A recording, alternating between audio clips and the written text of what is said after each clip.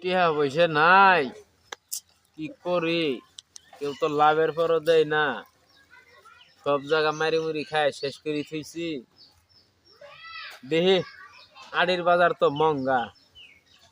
জসিমল ভাইয়ের বাড়িটাকে বড় একটা আলির পাল্লা আছে, পাইকের অনুযায়ী একজন ধান্দা মান্দা করে পাই, যাই দেখি উসুল পাইকের অনুযায়ী ওই সরল সোজা আছে, ওক বাড়ে ফেলা এখন। পাঁচটি নিও। আচ্ছা আমারও জুলুম, তুমি 20,000 টাকা দিয়ে যাও, কালকে এসে নিয়ে যাও। আজ আমি তো এখন তোর টিহাও নিয়ে আহি নাই, তাকে যা নিয়ে আসি তাই নাও। আচ্ছা দো, কালকে এসে নিয়ে যাও গা। আচ্ছা কালে কাই কাম লাগছে গাড়ি হ্যাঁ হ্যাঁ চলে আইবে।